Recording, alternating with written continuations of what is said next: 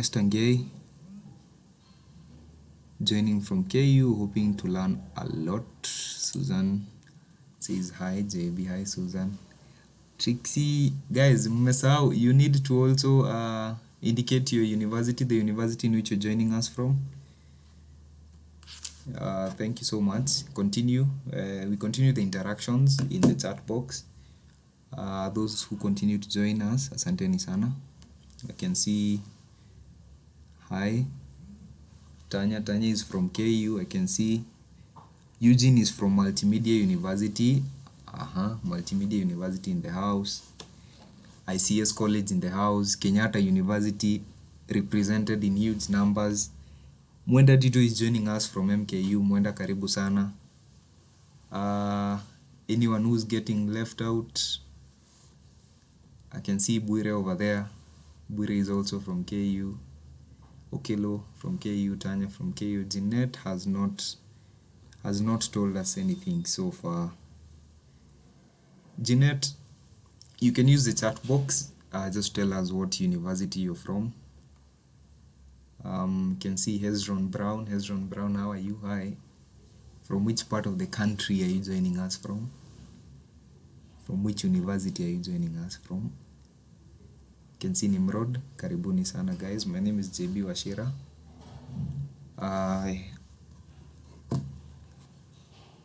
I'm the director of First Impressions for today.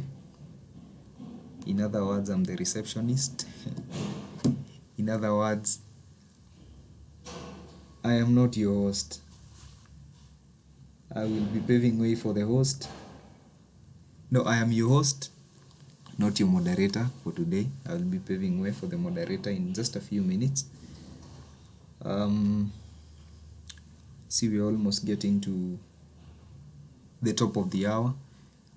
Nimrod Umulkhair Bishar. How are you? Sorry? Hello. Hi, Nimrod. Hi. From which part of the country, from which university are you joining us from?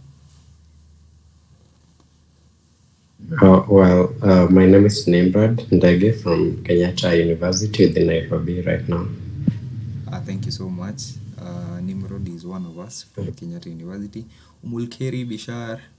We can use the chat box as well. I can see Jeanette Ajwang says joining from JKUT. JKUAT, JKESA. Thank you so much for joining us. So my name is JB Washira. I am the team lead at Kenyatta University Economic Student Association. I'm one of your hosts for today. But now that we're almost at the top of the hour, I'll be paving way for my moderator today, who is one Vincent Mureithi. He will introduce himself. He will also introduce the team that has made all this possible. Then we will kickstart our discussion for today on the role of tech in driving the growth of third world economies and third world countries. I hope you have an interactive session. Let's keep the session lively on the chat box as well. We can keep the interactions going on the chat box as well as we hear the submissions from the rest. Karibuni sana. Vincent, the floor or the mic is yours. You can proceed.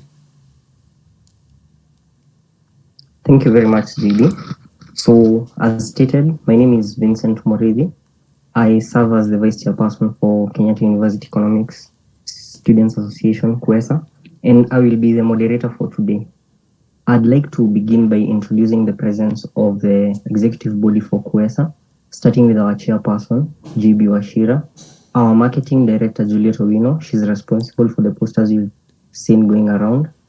I'd also like to recognize the presence of our Director of Operations, Lucio Deco. She's behind the KUESA logo there. And I'd also like in a special way to acknowledge the diversity of the attendance, ranging from universities. We've had Multimedia University, JKUAT, Kenyatta University, and also diversity in terms of schools. So you're all welcome to this discussion, and this is a members' discussion, so there is no one panelist. We'd like to hear from you and you to hear from us. So feel free to air your thoughts on the topic at hand, and we hope for a lively and a meaningful discussion where we can all benefit from hearing the perspectives of each other. So today's topic will be empowering progress, technology's role in advancing third world economies. Technology has been hailed as the hallmark of the future. It is through technological innovations, that the world has developed into what it is today. Inventions ranging from the comprehensive engine used in vehicles to ships to trains, and arguably the greatest invention of them all is the computers. These technological inventions are what have driven growth and civilization to where it is today. However, third world countries continue to lag behind in terms of development. And so today we'd like to ask ourselves, what exactly is the role of technology in advancing our economies as well as third world countries? How can we leverage technology in order to grow as third world countries and as Africa in a very special way? So during our discussions, we will look into different perspectives. I saw somebody mentioned WorldCoin, so we'll talk about cryptocurrency and how it is going to shape finance as we know it for third world countries, of course. We're also going to talk about the contribution of technology so far. We're going to talk about the digital divide, the difference in technological advancements between first world and third world countries, but also within third world countries, that digital divide between different areas of the country. We're going to look at some of the challenges facing developing economies in terms of embracing technology, and how governments can advance the adoption of technology within the economies. So I'd like to encourage all of you to engage with us and to share your thoughts. Feel free to share your thoughts. So as we begin, it is important to acknowledge the steps that we've made so far, and Kenya has made impressive steps in terms of fintech and e-commerce. For instance, I was reading an article that the value of mobile transactions has grown since inception, that is mostly from M-Pesa, has grown from 14.8 billion Kenyan shillings in volume in 2007 to about 4.0 trillion in 2018. That is about 45.3% of the country's GDP. Online banking has also grown in popularity. Right now, nearly every bank offers an app. We also have digital lending platforms such as Branch. Branch is quite famous, and Tala.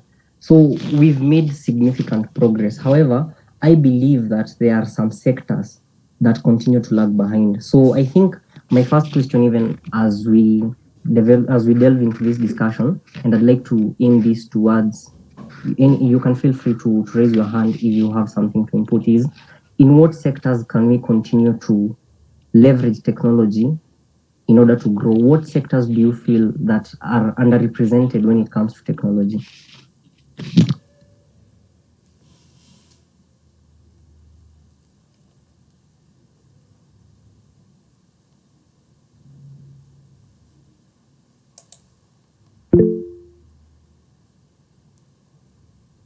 Yes, GB, go ahead. Thank you so much, Vincent. I think first of all is to welcome all those who are joining us from different universities across the nation. Karibuni sana. And to my contribution now to this discussion, I think before even touch on the sectors, I feel there's massive room for growth. Allow me to recognize again, as you've said, we have covered a huge milestone in terms of technology. And for me, and specifically now focusing on the economy and matters finance, what stands out the most is the issue of fintech. Looking back to before 2007, when M-Pesa was rolled out in Kenya, payment, or rather sending money, was very expensive because it was only happening through banks. And correct me if I'm wrong, but it was as expensive as 900 shillings per transaction. And so you'd find most people opted to go to the nearest bus station if you want to send money home. Nearest bus station, you pay a little bit, then you give the driver the money. You see, the normal way we send goods was how money was usually being sent before M-Pesa came in 2007. And so that was one innovation that revolutionized this whole area of finance and money moving from one person to the other across the nation. Now, also still the issue of fintech, I think for me what also stands out is now coming to 2011 when digital lending was introduced. You touched on Branch, you've touched on, I think I had Dala, you have Zenka, you have so many digital lenders today, to the extent that the CBK now has to intervene and tell these ones, you have a clean bill of health now, you guys can lend, you guys still have work to do, so we are not going to keep you. So, and the contribution of digital lenders has been also equally important for me to that of M-Pesa. Think of the ease of accessing credit. Before, as we've had multiple times, the avenues were either one, friends, family and friends. Two, you have to opt to borrow from loan sharks. And their rates were very, very, very unconducive for doing business. Where you borrow 100,000 to transact and you pay as much as 100 and even 30 or 50. So the introduction of digital lending in 2011 has changed a lot in terms of growth of micro, small and medium enterprises. Now coming to areas I feel that need growth, or rather where there's massive room for improvement, is the sector of capital markets. Now, we've covered quite a significant journey as far as capital markets are concerned. We have seen the introduction of apps where you can, buy and sell equities, buy and sell. You can also trade through these mobile platforms. But the capital markets, or rather the investments landscape in Kenya and in Africa for that matter has been too narrow and shallow. And allow me to focus on one of the inventions that I feel for me as an individual is now guiding us towards the right direction. I think sometime this week, the CBK launched a certain portal they're calling the DOCSD. Now, the DOCSD is a portal that allows Kenyans to buy and sell bonds virtually without having to visit the Central Bank of Kenya. And I think for me it's important for everyone to understand how critical this portal is going to be in terms of, changing the landscape of capital markets and specifically trading, buying and selling of bonds. Before this portal was launched, you had to visit, number one, the CBK. But before you went to visit the CBK, you had to get an approval, a clean bill of health from your bank. So that means if I'm in the farthest corner in a rural area, then becomes difficult for me because I have to travel all the way to Nairobi to the CBK in order for me to open an account to trade bonds. And now, if I'm in diaspora, it's even worse because I have to travel back to Kenya to open an account. So you find there's so much money that the government could tap into that is being left out because of, traditional way of doing things. But through this portal that the CBK has launched, the DOCSD, now we are in a position to, tap into the fastest growing bonds investor class, and that is that of retail investors. By retail investors we mean circles, listed and private companies, talk of self-help groups, talk of education and religious institutions. And according to the CBK, they estimate that through this portal they can tap into 412 billion Kenya shillings from Kenyans in diaspora and those in rural areas that cannot access, or rather were not in a position to access these services before. But still, I feel there's still much room for growth where capital markets are concerned. If today again, courtesy of technology, we're in a position to trade equities. By equities, I mean shares. You can simply open an account. Okay, for opening an account, we are not yet there. There are certain banks that have introduced a system where you can register through your mobile phones. But you find most banks, you have to visit your nearest branch. You have to fill paperwork. That paperwork now is sent to the broker for that particular bank. For instance, say KCB has to be sent to KCB Investment Bank. For equity has to be sent to Custody Services Equity. For ABSA, Custody Registrars. So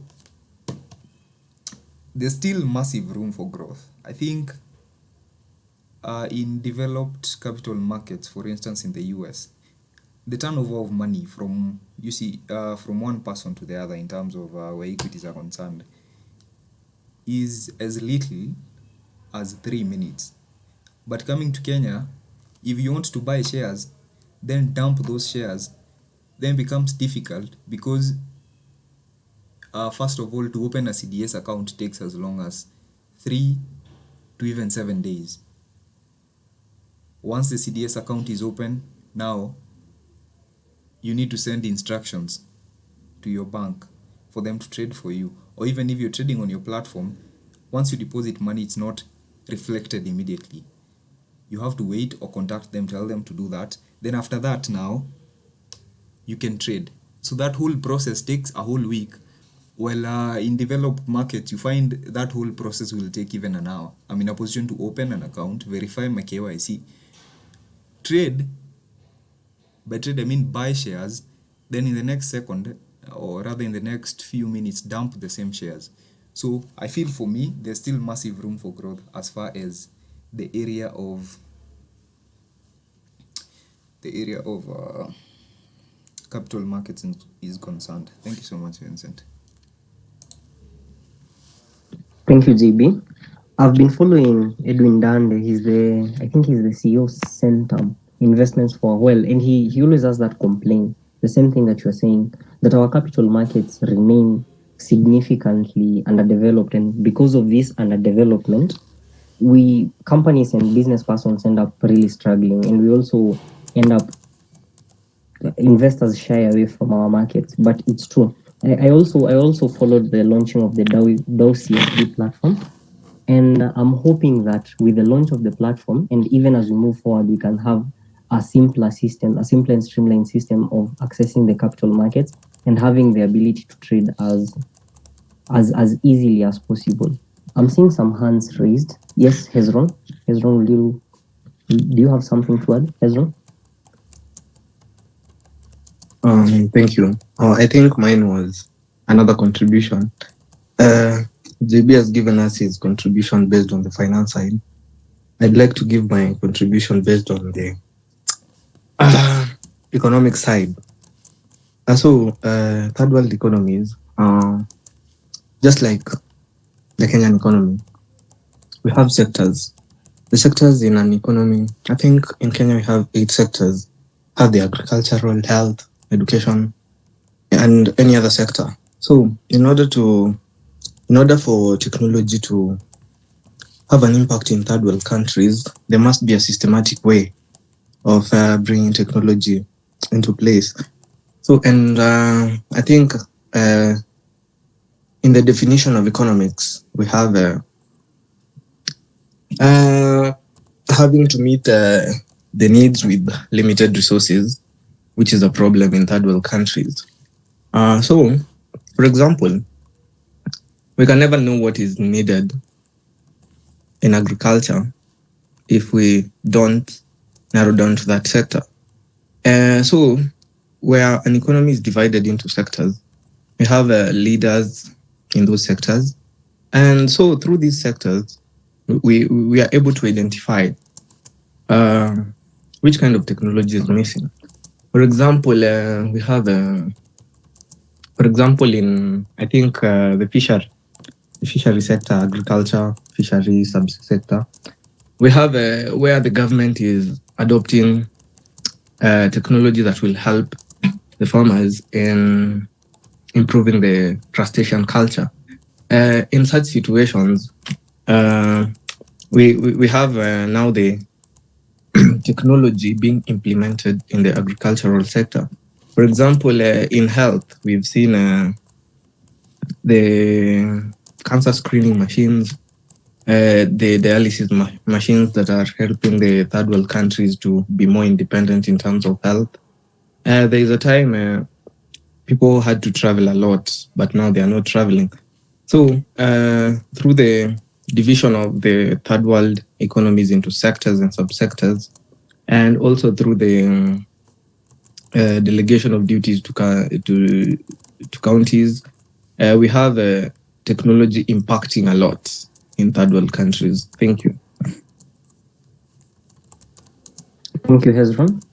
So you've mentioned about focusing on specific sectors, and I think then perhaps the duty falls to the people who've been given the responsibility of managing sectors. For instance, I believe somebody like the CSIT. I remember during Joe Moshe's time, he was looking into a project where they would use, I think it was in collaboration with Telcom. It was a project where they would use balloons filled with helium to create 4G networks even in the most rural areas. So yeah, it's true that it's important for us to look at technology implementation from a point of view of sectors. So each sector contributes towards the implementation of technology. Then maybe if we can do that across the board, we can grow an economy in a sort of equitable manner. So thank you, Hezron. Vanessa, perhaps you'd like to add on the same? Good evening, everyone. Thank you for this opportunity, Vincent. Please allow me to start with an introduction since you lost me in the beginning when JB was doing this. So my name is Vanessa Wambui Ngugi. I am a fourth year student at Kenyatta University, pursuing pure economics, also an active member of CUESA. And allow me to say that I'm loving the work that CUESA, JB, and the team is doing. Big up and congratulations. One being this platform. Yes. Also allow me to say this, that I'm sure you've seen the posters that are going around. So I'll be vying as a first ever congressperson, female congressperson for our school. I humbly request for your support in this. Let us change the status quo. Thank you for that. Now on to the discussion of the day. I don't want to add to what Hezron and JB have said. Mine will be in a different sector, the agricultural sector, how technology is impacting the agricultural sector in the world today. And I'll talk about AI and AR. AI stands for artificial intelligence, and AR stands for augmented reality. So, what is artificial intelligence in agriculture? It involves the use of machines like computer algorithms, data processing.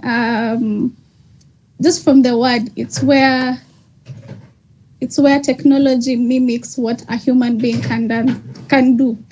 That is why it's called artificial intelligence. Yeah, so that's where the drones come from.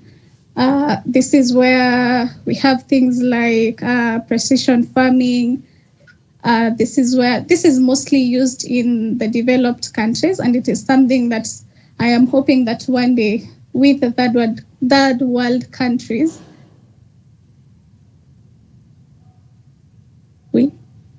so AI and AR. Let me go into AR, then I'll combine both of them. So AR, on the other hand, is a technology that overlays digital information and virtual objects real world. So it takes virtual objects, things that have been created by technology, and then it brings them into reality, the real world reality. Yeah, and it is used to provide. This is in agriculture. It has been used to provide real-time information to farmers about crops, soil conditions, equipment status. So they use it in the farms. Before farming, we do tilling of the land, preparation. So farmers abroad, mostly in America, where they grow wheat, in Russia and Ukraine, though due to the war, their productions have decreased, but they've been using a lot of this technology to do their production. Advantages that these two technologies have yielded so far is one, AI helps in crop monitoring. That is where a farmer can check or can monitor their crops from being a seedling to when it gets the yield. How does this help the farmer? It helps the farmer to tell when there's an infection or there's a disease affecting the crop. So in the long run, the yield will be in abundance because the monitoring has been of high quality. And looking at our country, we're almost coming from a point of hunger or no food. Yeah, we've been suffering drought. We've been suffering high prices of food because we didn't have a bounty harvest last time, but last season. You see, if we had this agriculture on board, if we had this technology on board, then we would be in a position to monitor, to know if the rain is enough, what crops to plant, what seeds to plow in. Yeah. I was actually a supporter of the GMO seeds for such a reason, because they're technologically modified seeds. It doesn't mean that we will consume technology or we'll consume machines, but these are seeds that have been, genetically modified. So if we plant them, we are assured of yields, right? So yes, I'll keep giving more input on this AI, AR in agriculture, but that's what I have to say for now. Thank you so much, Vincent. Thank you, Vanessa. So I've seen robots used in agriculture, but I hadn't thought of using AI in such a manner to completely monitor the soil conditions and also the state of the plant from the point of planting up to the point of harvesting. So thank you. Your contribution is actually incredible. I hadn't thought of it like that. Thank you, Vanessa. So I'm seeing a hand raised by Omondi Isaiah. Go ahead.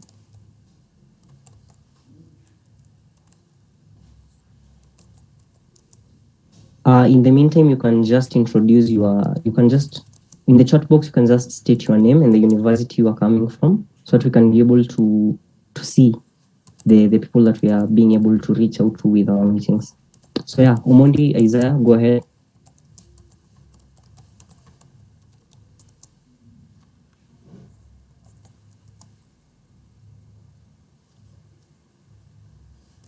Can you hear me, Omondi?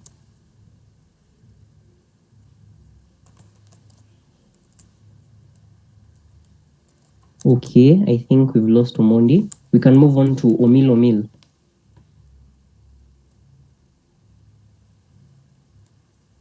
Thank you. Am I audible? You very well. Okay, thank you. I really want to pick from where Vanessa has left, but I want first at least run into her submission a little, so that at least I get a foundation for my submission. So Vanessa has tackled on AI, and also augmented reality, for example, and that one touches on what we call mainly big data. Now we are talking about big data.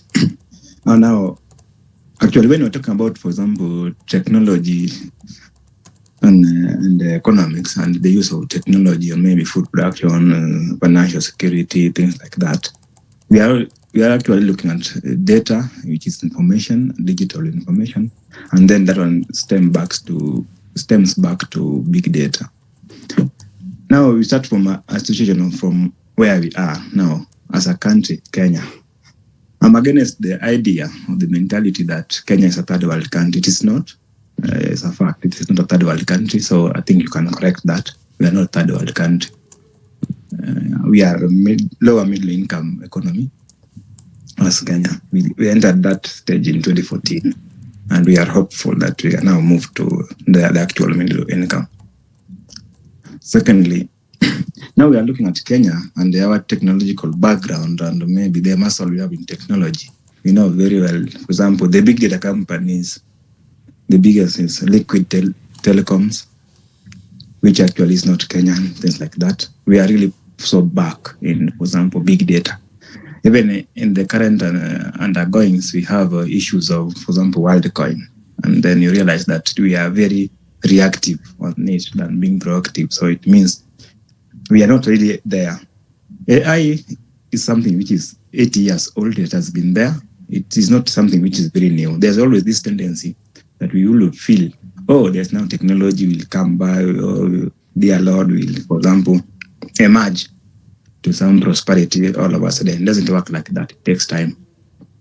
There was a time when there was something, we call it nanotechnology. There was an invention called nanotechnology. I don't know where that concept went. It was overpromised a lot. Just the way we also expect, for example, AI to get us far.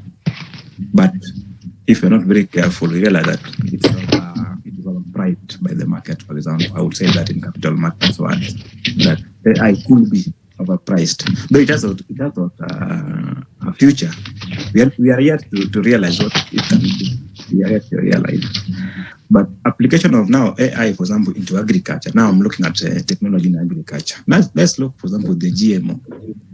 How many, which are the companies which sell those seeds? All of them. None is local. None is African. Syngenta, Monsanto, tell them, name them. None. Now what happens if you have genetically modified organism? You have the master seed now. That's a foreign policy tool, and you have to be very careful with it. I've worked on it. There's a proposal we did to AFCSTA, African Continental Free Trade Area. I was working on that. I look at it on our genetic resources. So we really have to be very careful with those things, because if you look at, for example, AI, ChatGPT, and the rest, none is African.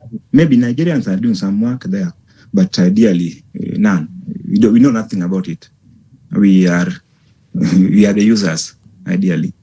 And you realize that we are moving to big data, social engineering, and what they need is the information. They really need data, biological data, living data, moving data, and that one we now get it from us, we the average users. And the application to that data, we can't even access it. They use it, and then we come back. Imagine a situation where there are no seeds. You've replaced all the indigenous seeds in your country, and now you have to buy them from Monsanto or Syngenta. It's a very serious thing. No, as we are looking, for example, technology in agriculture or technology in finance, for example. Now, let me go to capital markets. Ideally, we don't really have, again, big data analytics. We have maybe Safaricom, which is an application, but still goes back to liquid telecoms. So we are yet to actually develop power to use big data. That's also a gap we have. So we hope that we can use that in capital markets authority. Secondly, if we are really up to it, we will ask ourselves, why would we? There are these scams, online scams, and the rest. Why would we wait until somebody or someone has scammed somebody or someone else, so that we can say, oh, this was bad or this is bad? So that becomes to a situation where actually, as a country, we are reactive rather than being proactive. We don't take these things very carefully. And those are gaps in artificial intelligence as we look at it in our local situation. So I think that's my submission on Vanessa's. And I think I've done justice to her. So if she's singing another way, she can then answer me one way or the other. Now, my my look at technology and now economics as a wide, I want to pick an area under what we call social engineering. Specifically, that's what I want to take. And there are policy frameworks which are being developed on integrating African nations, for example, the free trade area, the African Agenda 2063, Agenda number 5, things like that. And then if you look at that, you realize that we really need to be food sufficient as a country. We need to be a medium income economy in Kenya, and then as at least common currency for the African nations. But now we are also moving to the digital currency. So there's also what we call genetic indicators, which underpins common currency in the country, as in the region, African region, which also bring again a question back. Now, let me go back again to social engineering. I want to explain first what I mean, and then pick up from there. I will leave it hanging kidogo. Now let's take a situation where you walk into a mall, let's say whatever mall, you can give it a name X or whatever.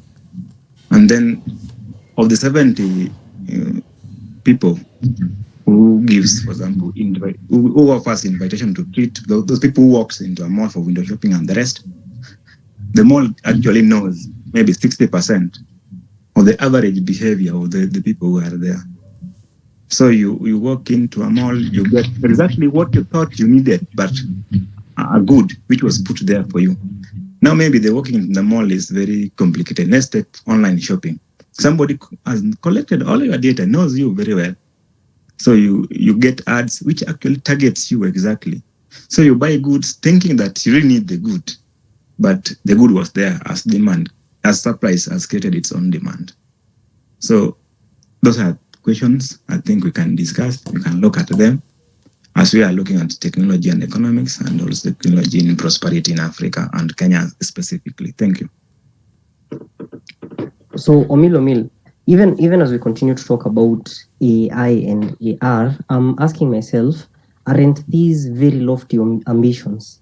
I mean, we're in a situation where we are still dealing with smallholder farmers who are still struggling with the problem of, let's say, irrigation. That is probably what our agricultural extension officers are working on right now, encouraging people to start practicing irrigation so that we can escape the vagaries of nature.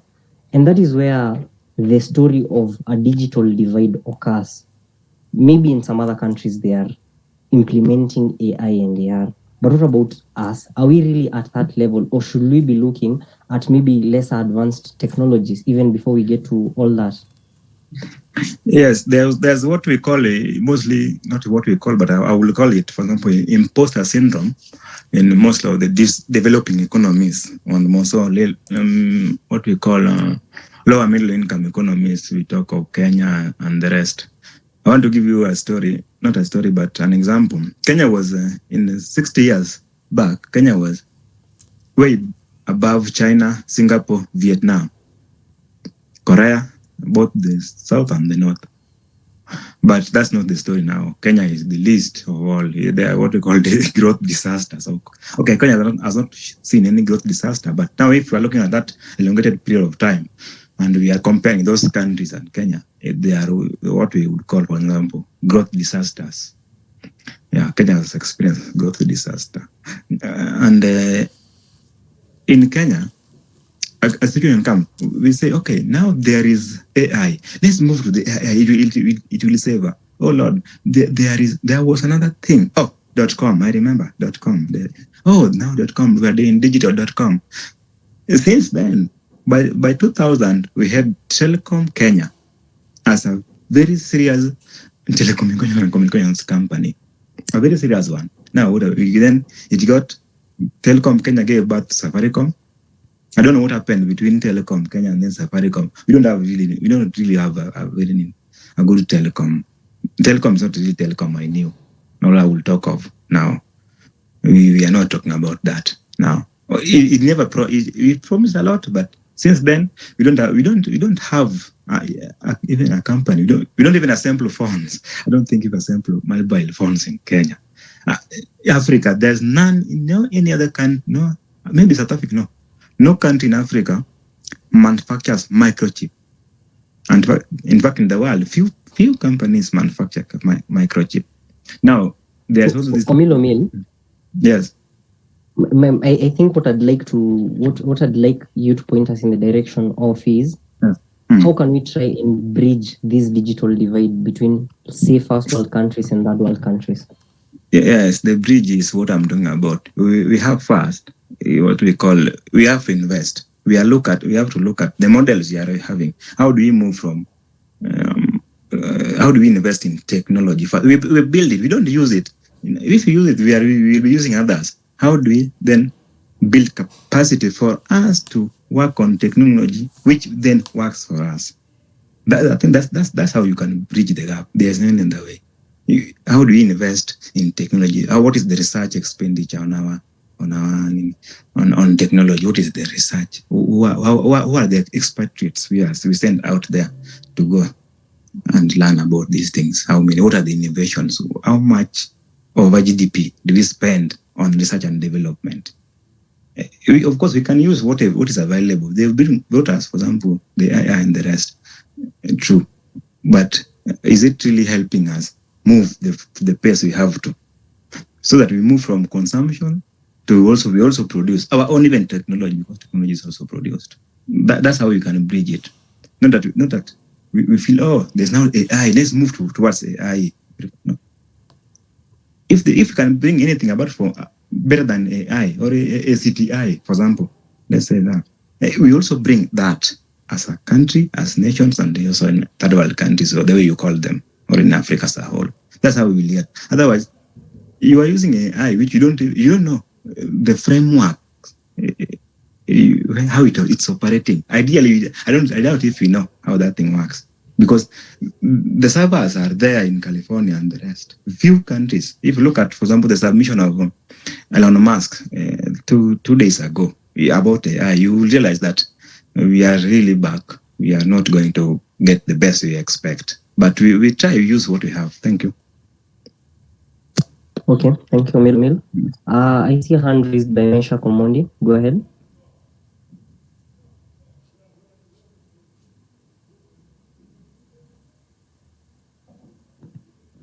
Meshak, are you with us? No. Yep. Yeah, I'm around. Yeah, I didn't hear what you said. Pardon, you didn't hear? Well, I didn't hear you before you asked if Meshak is around. No, I was asking, you can go ahead and share your submissions.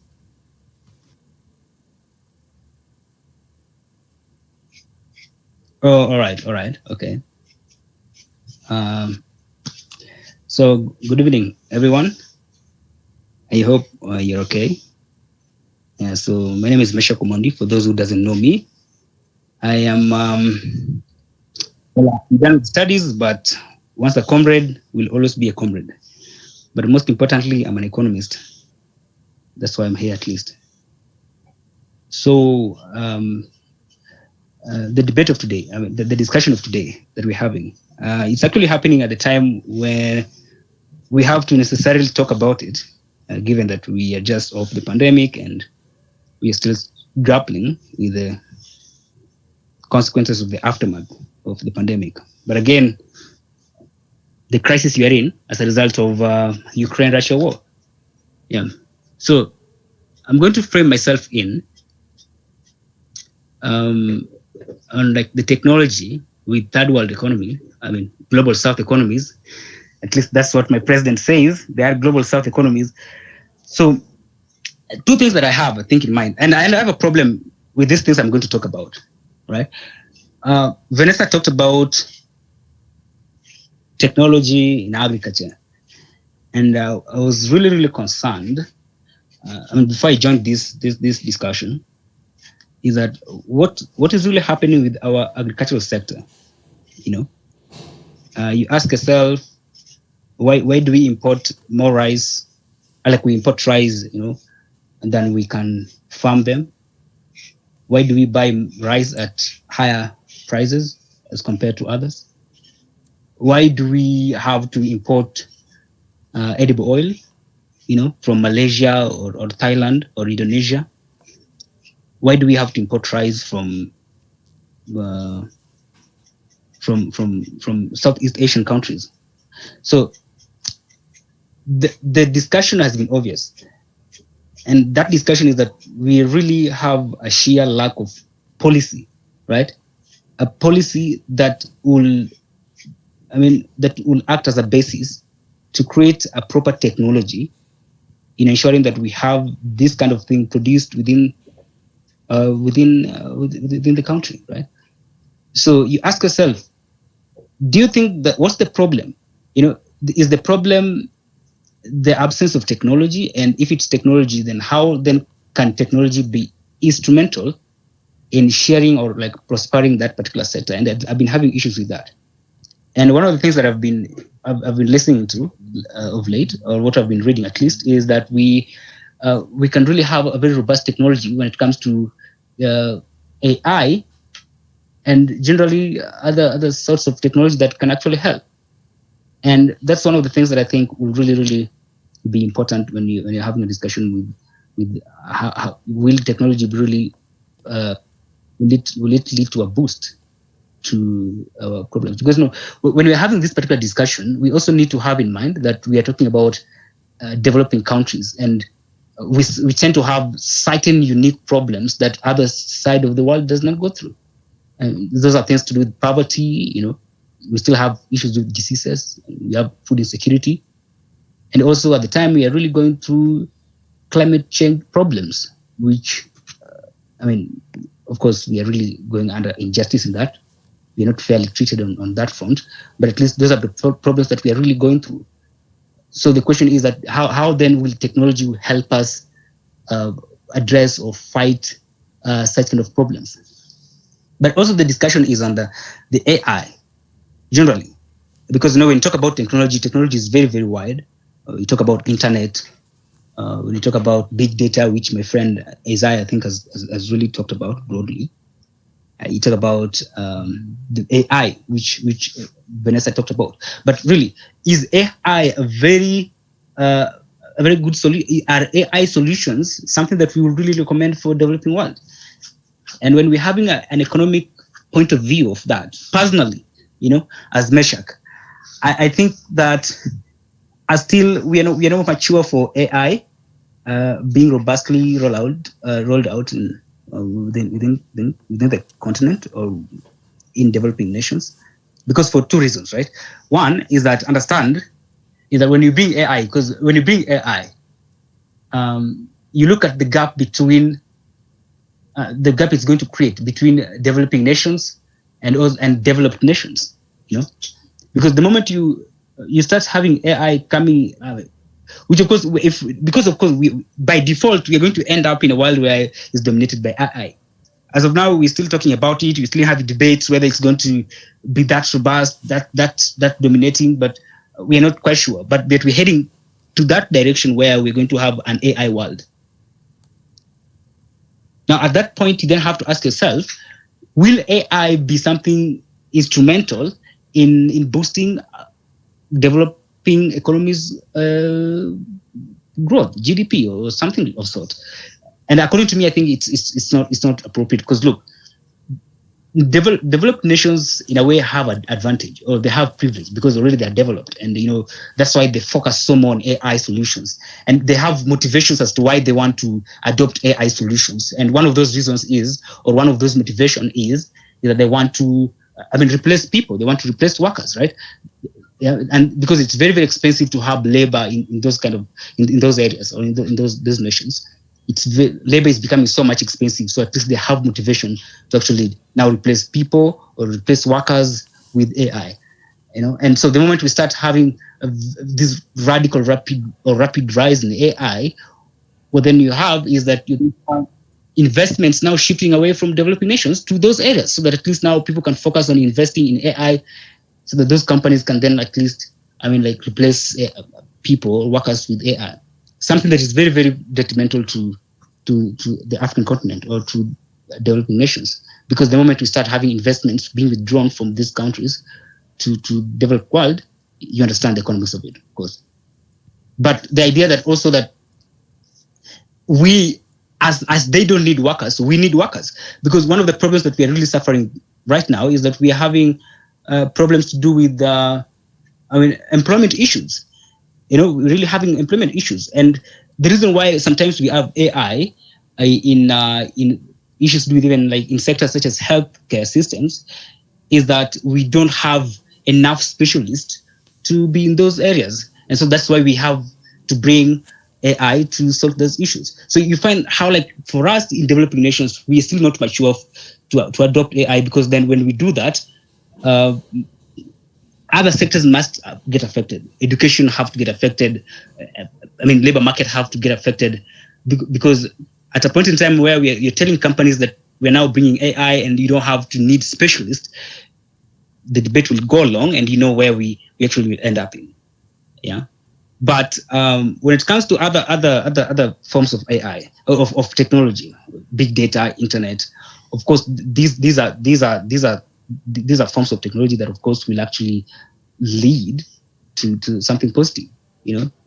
Many of us here, that we are surviving on internet, we're surviving on what we do on online. Some of us are doing transcripts. Some of us are doing some of us are even doing like forex. Some of us are even like WorldCoin. I had it. Some of us are even doing we are doing writing, and so that's in of itself, it's very, very great to us. But we need to have this debate is very, very long. But according to me, I have a mixed kind of thought behind technology. Yeah. Unless there are other queries that somebody might add to us. So I think those are my submissions as of now. Thank you. Okay, thank you, Meshak. I tend to agree with him that we might not really be ready for AI. It feels as if it's a very lofty ambition for third world economies. But maybe in the future we can look into it. But for now, I believe that what we need are a bit simpler technologies that are actually implementable for our situation. I'd like to give a chance to Adriano Momanye. He's had his hand raised for a while. Then I'm hoping we can look at a different section of this issue. So go ahead, Adriano. Thank you.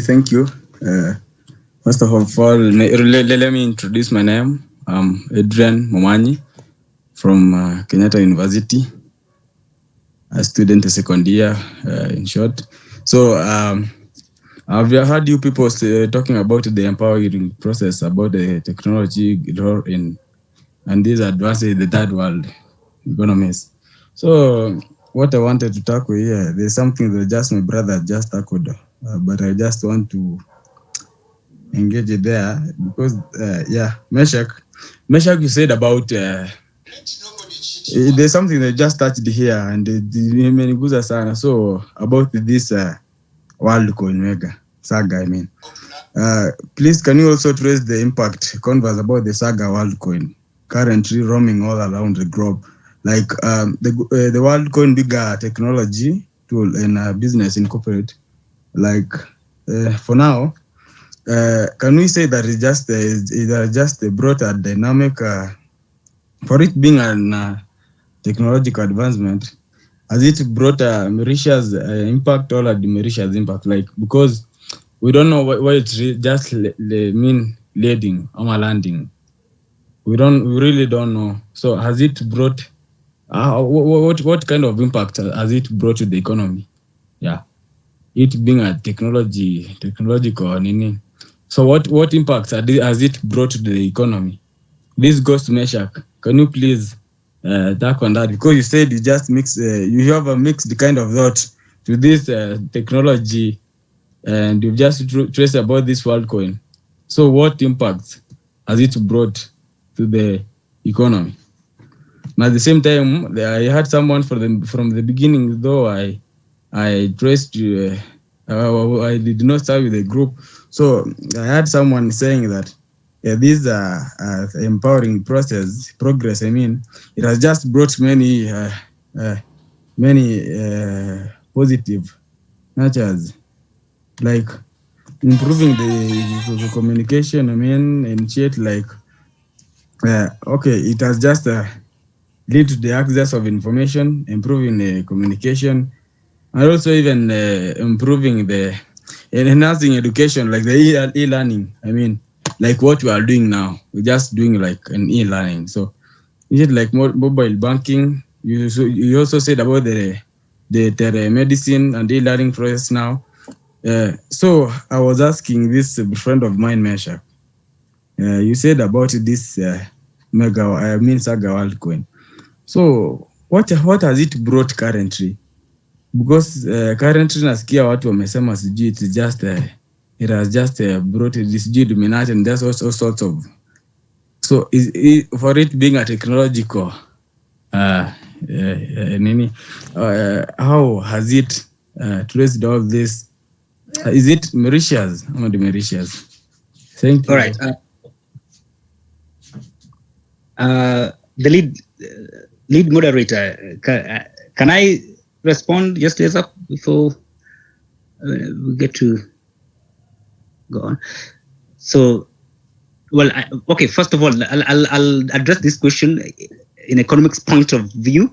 I won't engage in conspiracies. Of course, the idea that conspiracy is some sort of embedded with how we reason, I might not answer that question on that basis, but I'll like do the economics bit of it, right? So I was doing some mathematics today, right? So imagine, so this is Worldcoin thing. As of now, we are given reports that at least 350,000 Kenyans have actually registered with it, and I hear that if you register, they give you 7,000 Kenya shillings ASAP. You know, so imagine. So with that, I've done my calculations, and 350,000 Kenyans given 7,000 Kenya shillings each. If you do the aggregate, you get 2.45 billion Kenya shillings. So I heard that the government is stopping it at some time. Like government will be stopping it for a while. So even if they didn't do that, and it goes on up to 2 million, it means that they will be having at least 14 billion within the economy as courtesy of Worldcoin. Well, that generally is very impactful to the economy. But the thing is, Worldcoin, I don't know what it is. Okay, of course I know it's cryptocurrency, but I don't know its endgame. And we know that 7,000 you're given ASAP and will never be given again. The impacts that I will assess out of it is that yes, it's trying to like, it has brought some light on what crypto is, and it's making many people to learn about what crypto is and how like will people it has started a debate whether developing countries or nations, whether should they go to that direction of digital currency.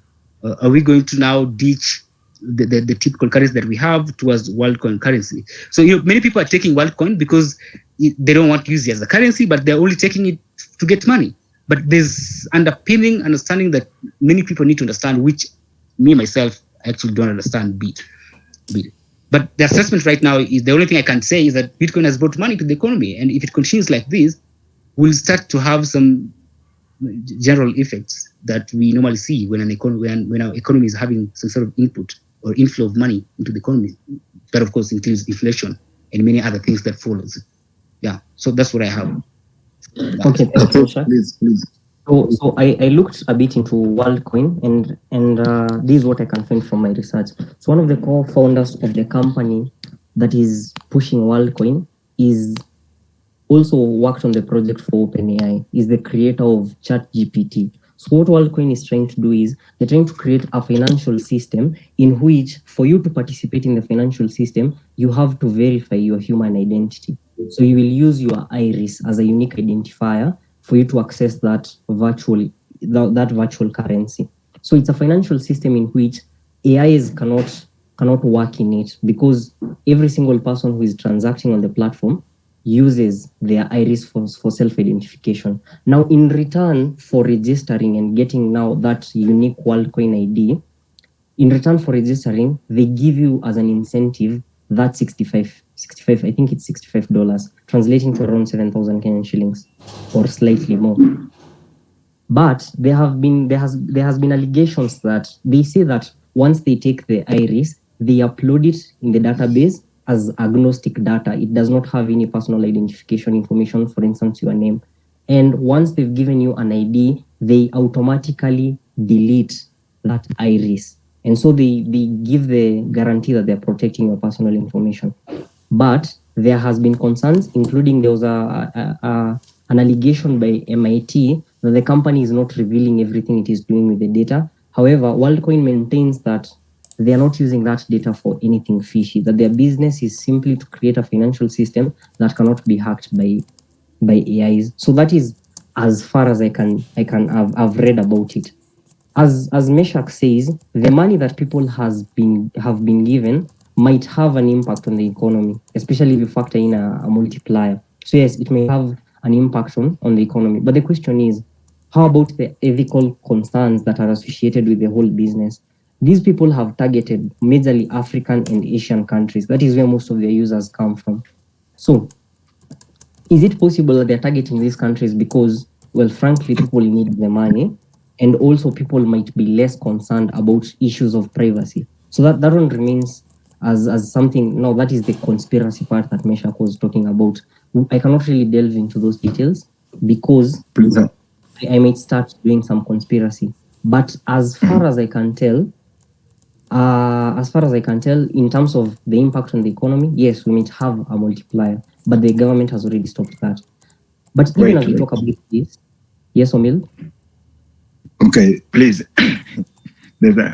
First, there is no multiplier with the money, because it's the money they are giving us. The money is actually in the economy. If you look at your macroeconomics, well, you realize the money is there in the economy.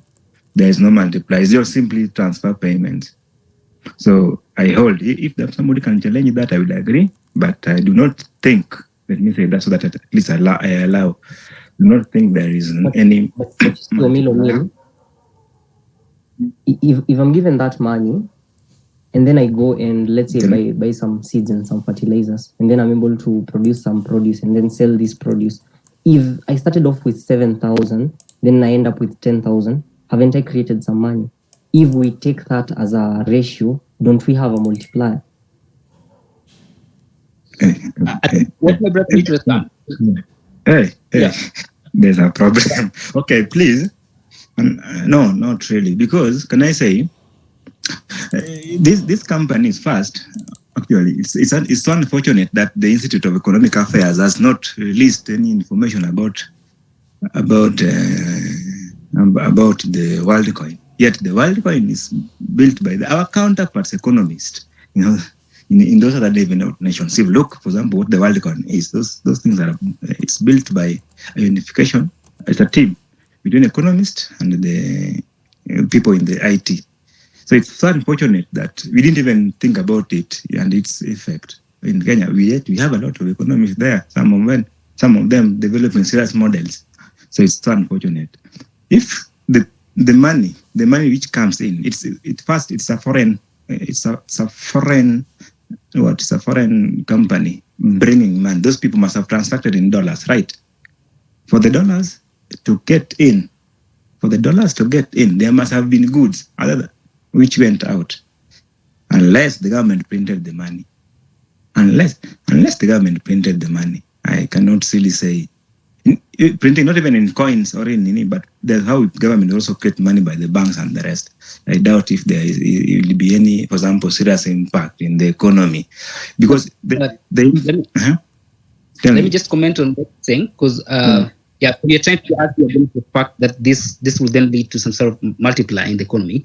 Of course, I think what the lead moderator saying is true, because if I'm given 7,000 Kenyan shillings and I didn't have it before, it means then my purchasing power has increased first. Yes. Then second is that if it happened with many people, what we then have is that we have many people having money in the economy, and so we're having money growth within the economy. So money has multiplied more. So I think that's what he's saying.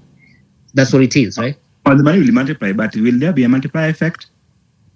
The money will have multiply, yes, but will there be a multiplier effect first? If all of us, now the funny part, if all of us, for example, like it's a, let's say injection, yes, true. Let's say it's like we're talking of maybe an indirect injection in the economy in terms of money supply. Now all of a sudden, this is the problem I think with the Kenyans people think the problem there. You think that you will go, okay, you go and spend the money, consume, buy a car. You want to buy a hoodie? Yes, go and buy a hoodie. And if all of us now want to come and then buy a wood, another one want to buy kitungu, another one want to buy tomato, the reality is it will destabilize kidogo a little, the prices will increase and will wipe all of that. That's why we'll have recession. So if it's an impact, I can agree, oh yes, there will be an impact, but there will be no effect on the overall. The only thing that, okay, people, there will be a spending spree, after that followed by another problem, which will wipe out the money. Maybe inflation will wipe out the money. I agree, I'm very sorry, there will be an impact, but there will not be effect. It will be zero-sum game. So that's what I think we must also say. Just the way government spend when they're campaigning a lot. After every campaign, there will always be an inflation. So which wipes the benefit we had by campaign money. Starts crying, oh, life is hard, the economy is tough, not knowing that you accepted 500 bob. It's not that simple. Okay. Thank you, Omil. It's okay. I agree that it is an injection into the economy. If the money is not spent, okay, even if the money is spent on consumerism, whether it is meaningless or not, there will still be a multiplier effect. I beg to differ with you on that point. However, I agree. In the interest of time, I'd like to pose this question to you guys. So Meshach mentioned that with AI in agriculture, we might have a problem where we will lose some job opportunities. Again, with WorldCoin, we have the question of whether people's private data is actually going to end up misused. So I think my question to you guys will be this. What are some of the negative consequences that technology might have on the African economy, on the third world economy? So what are some of the negative impacts that might be associated with the adoption of technologies? So I'd like to allow the DO, Kwesake.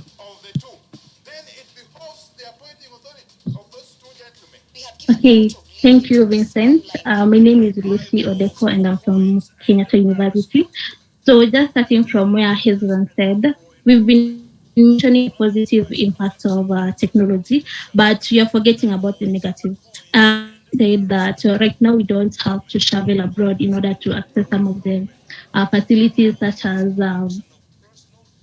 X-rays and all that. But again, this same technology has brought other technologies. The same X-ray that is being used to treat is the same one that also causes cancer. So even as we debate about these positive effects of technology and what it has brought, our health sector is really eating us up, though we are only keeping on the negative. So this same technology is causing a lot of harm to us. For instance, we all have our mobile phones, and technology has designed it in a way that if you want entertainment, you'll just go to your phone. And over when you use your phone for quite some time, for a long duration, you'll have a problem with the eyesight. And also you'll have low creativity, because right now AI has designed it in a way that if I want something, I'll just go Google what I want and it will give me the information. Most of us are not really doing the research. We're not really diving into books so that we can get that information. Right now, if I want to know something, I'll go to Google than go read books and get the real information the way it is. And right now we are even it is even causing it is giving us misleading information. Right now we don't know whether the world coin where our data is going to, and it is the same technology. We are using it. It is giving us contradicting information. So even as we look at the positive effects, let's look at the negative effects also. Even for instance, the Uhuru residents who are affected by it, they still want to be compensated. And what caused this? The lead effect. And and these companies were brought up because of their technology. Technology is really eating us. If we can just look at what is affecting us right now, the big giant is global warming, and has shown that about 2 to 3% of this global warming is caused by emission of greenhouses. So even though we are really praising and applauding this technology, it is really affecting us. And also we look at the cultural erosion. Right now, we can easily access pornographic sites in our phones, and porn is really affecting most of us because clients and customers are afraid, and this makes the youth to be depressed. And when you are depressed, your work, like, you can't do something, you can't give the output that you are supposed to give. Electronic games, which are explicit. We have the headset game, which was recently abandoned, which was recently the government made it like, there are some games that when you watch, it will just leave your mind to do something that you're not supposed to do. For instance, you go commit suicide, you kill someone next to you, and this has been brought by technology. Right now, children are not going to the field to play, and they're not physically fit, and this will lead even to some of the illnesses that we should not be having. So even though we are talking about the positive effects of technology, thank you. Okay, thank you, Lucy. So Lucy has really given us a different perspective and helped us to consider some of the negative effects of technology, ranging from, of course, the issue of climate, all the way to issues such as cultural erosion. So thank you, Lucy. I'm seeing a hand raised by Lenny Mutembe. Then we can move on to Joseph Mutinda. So Lenny, what do you have to say about this? Oh, hi. I hope I'm audible. I'm Lenny Mutembe. And so, Lucy, you've said we look at the negative effects of things. But now, internet, ikona a lot of positive effects. But I believe the main problem in third world countries need access to internet. And how? Internet ndio certain areas kweze kuna internet, kuna certain infrastructures that it's needed. Okay? But most of the time in third world countries, some areas, izo infrastructures haziko. And currently kuna solution to that. Kuna this thing, technology or something. Elon Musk ali launch na currently iko Kenya, called Starlink. So what Starlink does ni instead of using the traditional way, the cables, the boosters, these all towers, whatever. Now it's easier since you don't require any infrastructure. These things ziko in space. Sina much information about it. Then in a supply internet, it in a benefit a lot. Since those areas wanaweza kuwa na access to internet inawasaidiaje? Education, kuna online education, wanaweza kupata access to online education, inasaidia kubridge that gap enye we were talking about, right? Secondly, health sector, of which Lucy mentioned something about the health sector. So currently, kuna apps like MyDawa, not only can you see uwezi, apart from order medication, you can also consult. Apart from MyDawa, kuna tons of apps. Una have one-on-one talk with doctors, whatever, including video calls. Okay? So if this service inaweza kuwa accessible to also third world countries, place hakuna much infrastructure, it will be very helpful. Now, a negative effect, Lucy, we've talked about ni pornography. Pornography, we've seen kuna countries zenye umeweza completely ban pornography. So clearly this thing is regulatable, you know, inaweza kuwa regulated by the government. Country kama sikumbuki, I think Iran, yes. Iran porn ni illegal. The country inaweza ku actively block. So nasioni kama the negative effect ni as much as positive. And most of these negative effects never for controlled. The positive ni mingi. Okay, thank you, Lenny. He has a fair point that the positives of technology zinaweza zikakuwa zina outweigh. Sheriff, could you mute yourself? Thank you. So the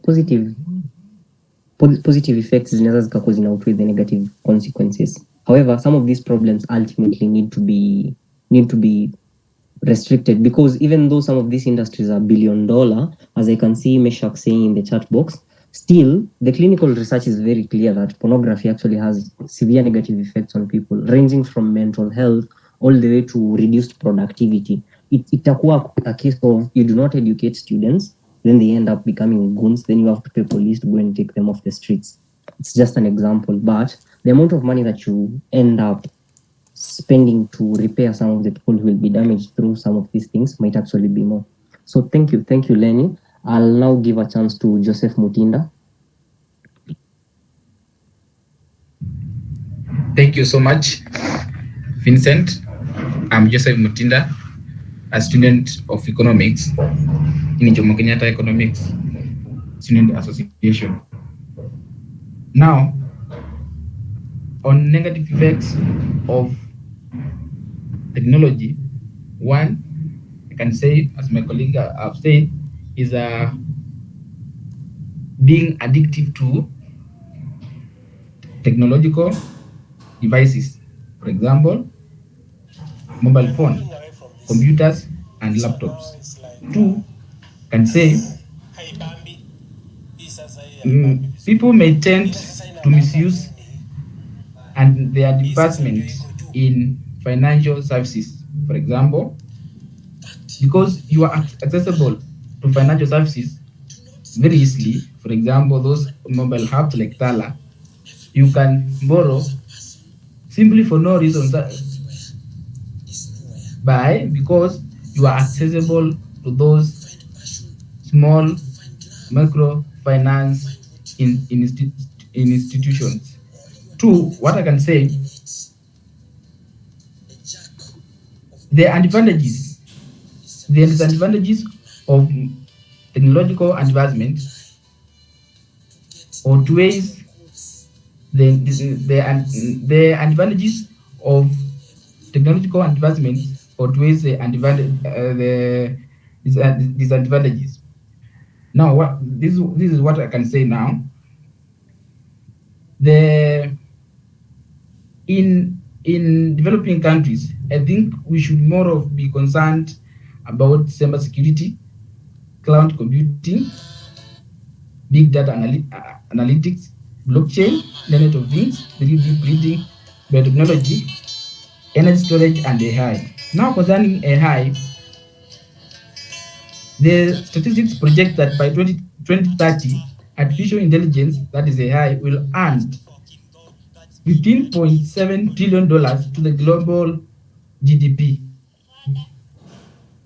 That's why, but in Africa, we are not yet to adopt the AI fully, because we are being faced by some of the problems that I think is the initiative of individual businesses and the government to address. One is internet penetrations, two is quality, and three is affordability. Because we'll find that the internet penetrations, as far as Africa is concerned, the statistics says that as of 2019, that 9.6% were available, they could have internet penetrations as compared to 62.7% in the rest of the world. That is the developing world. And also World Bank says that in Africa, it estimates that the reaching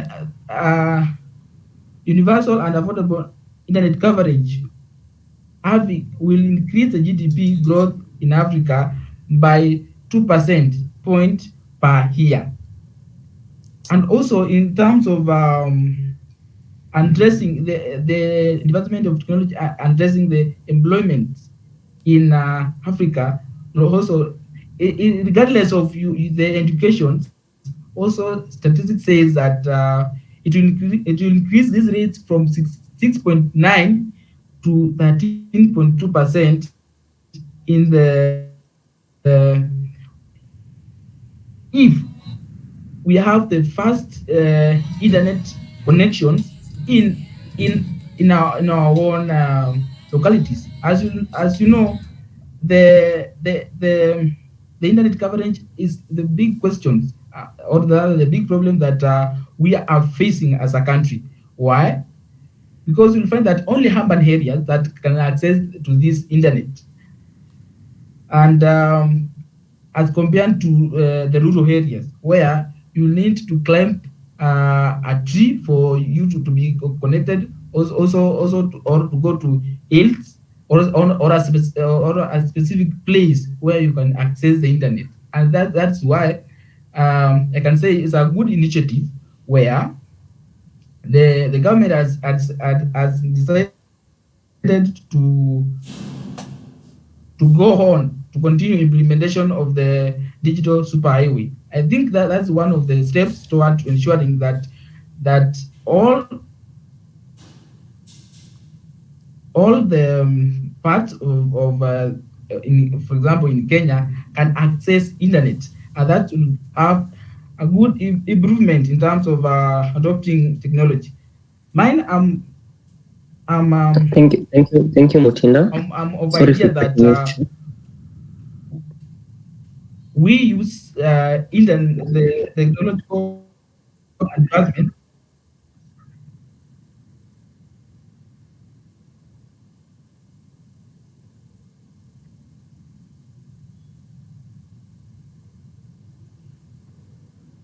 Thank you, Mutinda. I think we have lost him. So I think what Mutinda is trying to say is that we use the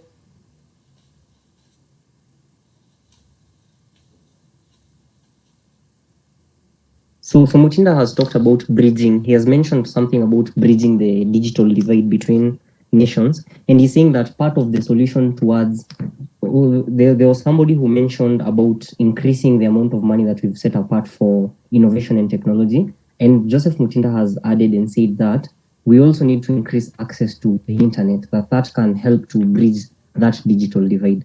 So thank you, Mutinda. In the interest of time, I am seeing we have less than 10 minutes.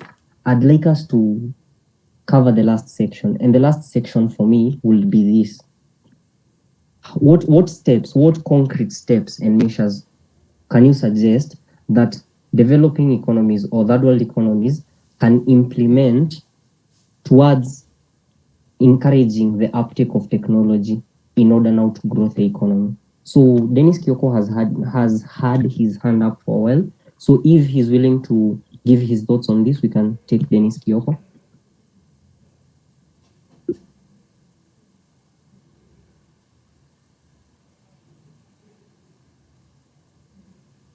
Dennis Kioko? Okay then. Mesha Kumondi, would you like to comment on that?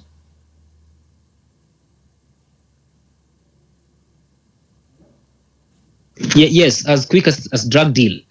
Yeah, so of course, okay, I wanted to add something on one of the problems that we have in technology is that we are really seeing a very rapid rise in the growth of cyber crimes, and this is something that is akin to technology. And we are seeing governments and corporations and businesses, small businesses particularly, losing many. Accumulatively, there's a lot of money, close to $8 trillion day to day businesses from these companies. So I think we're having cybercrime criminals really focusing on ensuring that they compromise technological ventures and things like that. So that's a threat, particularly to developing South or global South economies that does not have strong systems to avert such kind of technological faults.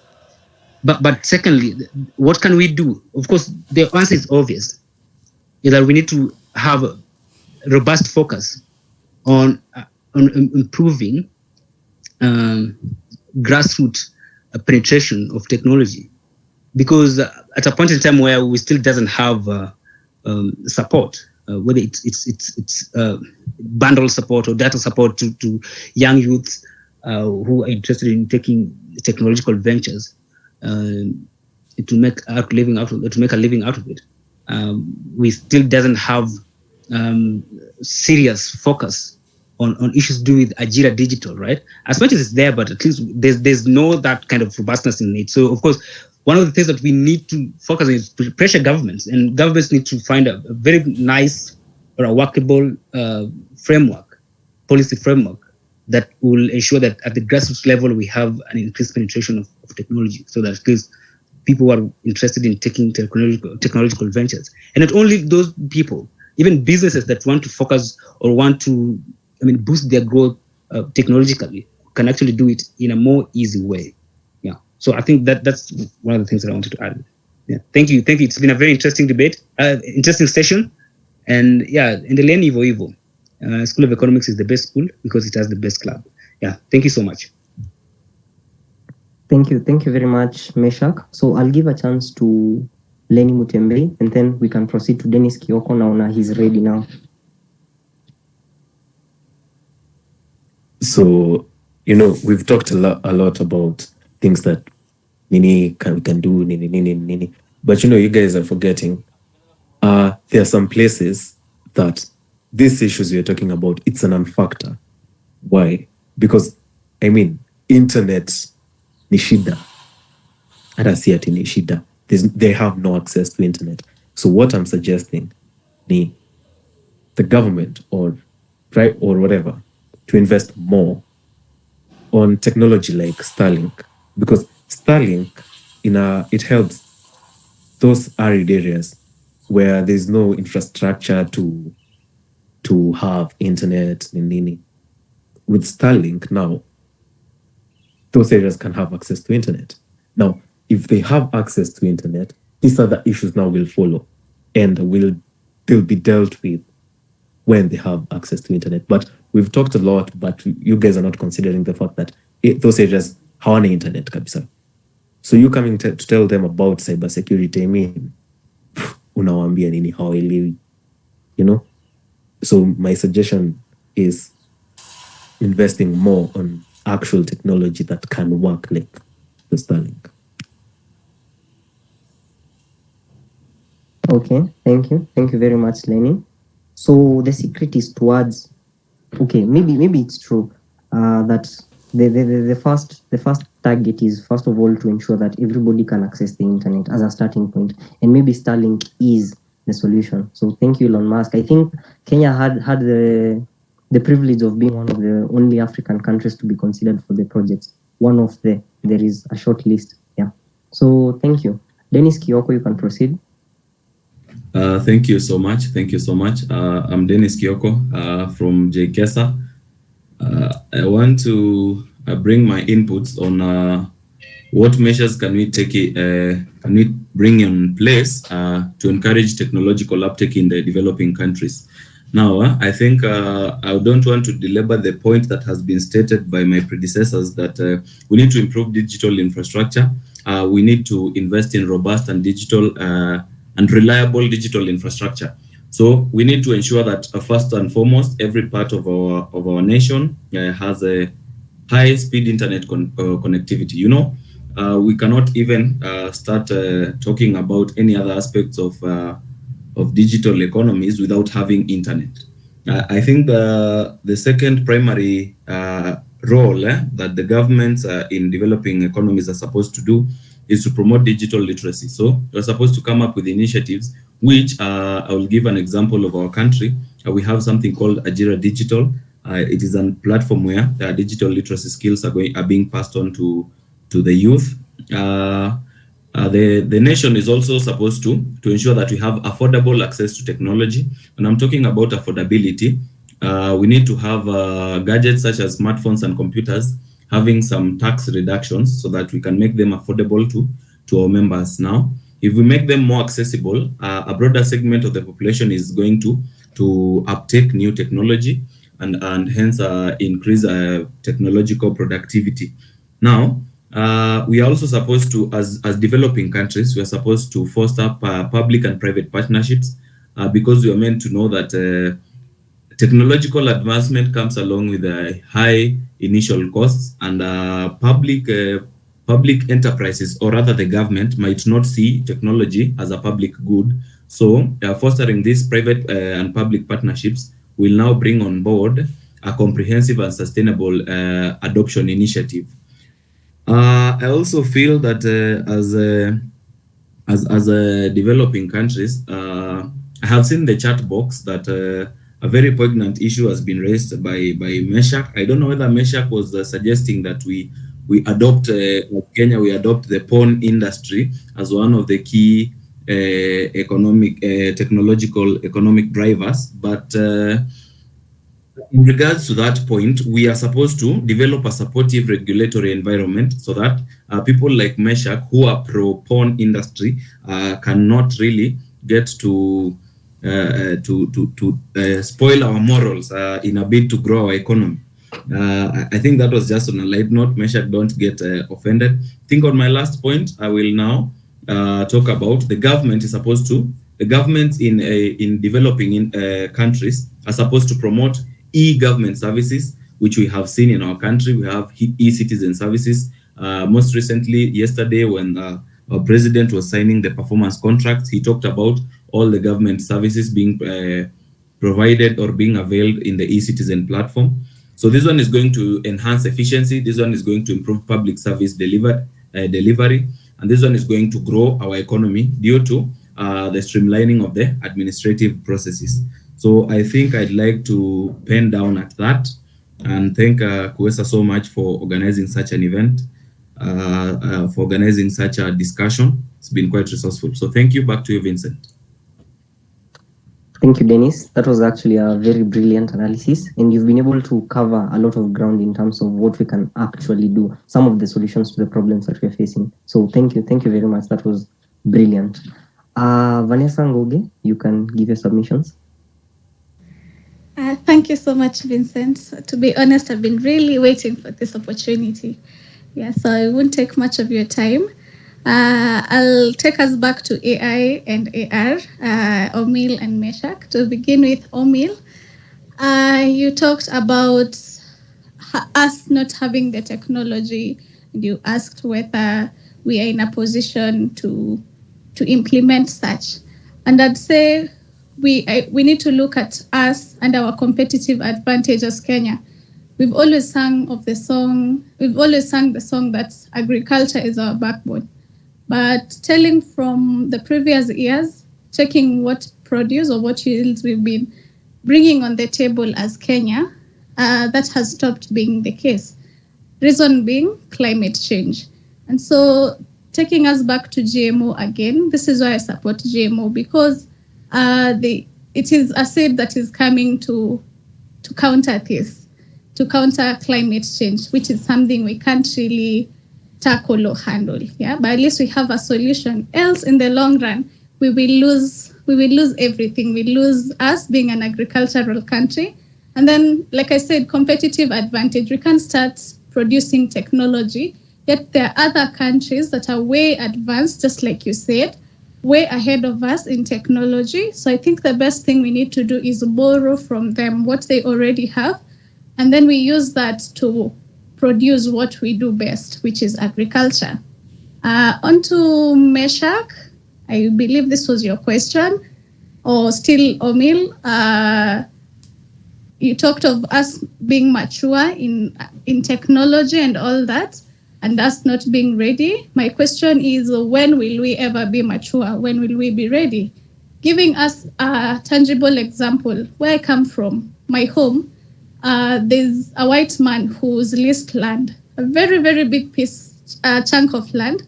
I've seen with my own eyes him implementing AI and AR in that land. And to be honest, every season he harvests a bounty harvest, meaning this is Kenya, that is our land. He's doing all that on our land. So we can't say we are not ready, we are not mature. I will call all that fear. Fear for the unknown, fear for change, fear for what will come when we choose to do or to take another route that we are not used to. So let's embrace this. Let's embrace technology. Mesh, I will say technology, AI can never overpower human intelligence. That is one thing. Simply because it is being created by the human being himself, meaning we are more intelligent than AI. So I don't think there will ever come a time where AI will overpower us and we'll no longer need human labor. Thank you so much. Thank you, Kwesa, for this. Have a lovely night, everyone. Thank you, Vanessa. That was a befitting rebuttal. At least you've given us a real life situation of a case where you've actually seen AI being implemented.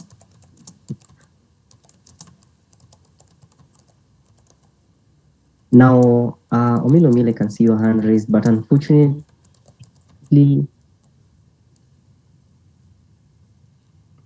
the time is really against us. I can see it's already 9:30. So I'd like to give the final chance to Omondi Isaiah. Omondi Isaiah is an avid participant of this meeting. However, earlier when I gave him a chance to speak, his network broke down. So Omondi Isaiah, if you have your submissions ready, you can talk, then I can close off this meeting.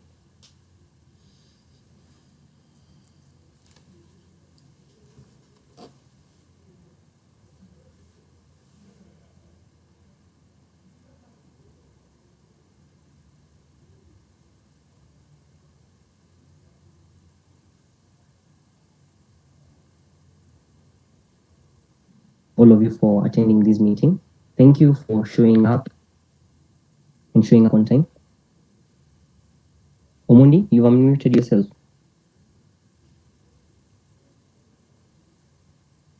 Thank you for showing up. Thank you for giving your submissions. These meetings will really not be what they are.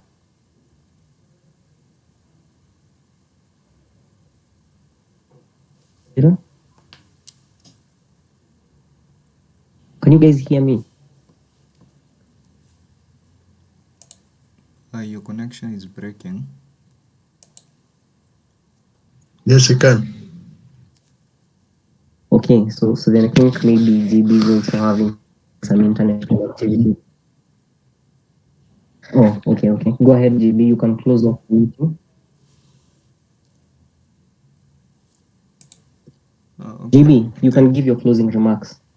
Okay. Thank you so much. Really, I have I have been taking notes quite literally on some of the things you people have been mentioning. Some areas I need to go educate myself more and more to become an augmented reality that Vanessa has mentioned today. Yeah. This one didn't take note. To the issue of porn industry by Meshach. A whole different conversation has been going on the chat box. And honestly, I'm impressed, and I'm not the same person I was coming into this discussion. And I have to thank you people for the brilliant submissions that you've given, and ideally, that is the objective of having such forums, and I can only hope that that's the impact that each and every one of us carries as they depart today. Again, I challenge the ladies in the house, at least today. Last time I called on ladies to give their submissions, unfortunately they didn't. Today, Vanessa has shown us the way. Vanessa is one of our leaders at School of Economics, and she has shown us the way. So I'll urge our ladies to take part more and more in these discussions, And to quote the words of David D once again, even the most educated of economists are prone to misunderstanding economics. So anything you give, anything, you never know. The journey of 1,000 miles begins with a single step. So thank you so much, team. Thank you so much for putting this together. Our members, thank you for being faithful and always showing up when you call upon you to show up. I can only hope that I'll see all of you at the next forum. Asanteni sana. Let's meet in the next forum. At this point, Vincent, unless there's anything,